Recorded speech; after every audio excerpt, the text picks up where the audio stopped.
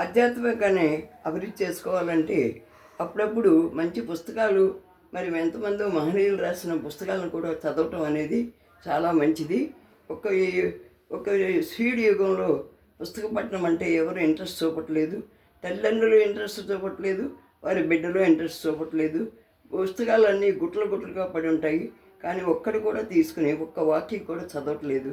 అంతా స్పీడ్ యుగం, తొందరగా గడిచిపోవాలి, తొందరగా వెళ్ళిపోవాలని యూట్యూబ్లకి అన్నిటికీ ప్రాధాన్యత ఇస్తారు, కానీ ఫోన్లకి మరి సినిమాలకి టీవీలకి ఇస్తారు, కానీ మరి పుస్తక పఠనం అనేది ఈ రోజుల్లో చాలా కరువు అయింది.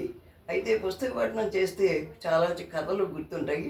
నేను ఎప్పుడో చిన్నప్పుడు చదువుకున్న కథ నాకు గుర్తొచ్చింది. దుర్వాస మహర్షి ఉండేవాడు. ఆయన కోపం ఎక్కువ అని అందరికీ తెలుసు. ఆయన బాగా భార్య మాత్రం చాలా సాధ్యమని పతివ్రత, బాగా మంచి సేవలు చేస్తూ ఉండేది. కానీ ఆయన ధ్యానం చేసుకునేటప్పుడు జాగ్రత్తగా చూసుకుంటూ నడుస్తూ ఉండేది. అలాగే ఒక రోజున ఆయన ధ్యానంలోకి వెళుతూ చాలా ఎక్కువసేపు యొక్క ధ్యానంలో ఉండిపోయాడు. ఉండేటప్పటికీ ఆయన ఒకవేళ ఏమైనా నిద్రపోతున్నారా ఏంటి, ఎంతసేపు ధ్యానం చేస్తున్నారు, ఏమీ తెలియలేదు అనే ఆదుర్దతో ఆమెను కొంచెం తట్టి లేపింది. లేపేటప్పటికీ ఆ దుర్వాసన కళ్ళల్లోంచి ఎర్ర నిప్పు కణికల్లాగా ఎర్రగా ఆమె చూశాడు. అసలు దుర్వాసన కోపం, అందులో ధ్యానం చేసినప్పుడు కొద్ది శక్తి పెరుగుతుంది. చెప్పేటికి ఆ చూపులకి ఆమె భయపడిపోయింది.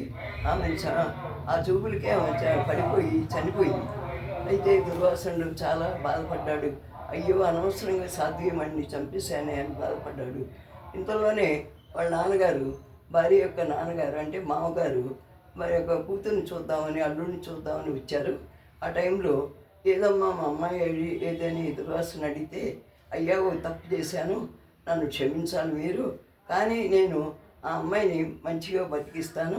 నేను ఏంటి అంటే ఎలాగ చేస్తావు అంటే ఆ యొక్క మరి ఆ యొక్క దాన్ని నేను కదలీ ఫలంగా నేను మంత్రించి వేస్తాను.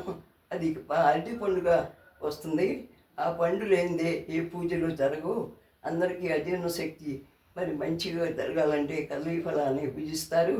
అలాంటి అరటి ఫలం చాలా పుణ్యం చేసుకుని త్యాగం చేస్తుంది.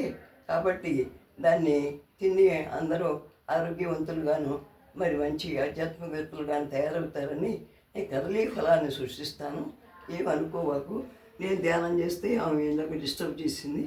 నేను చూపులతోనే ఆమె చనిపోయింది, నన్ను క్షమించమని కాలమైపడి ప్రార్థన చేశాడు.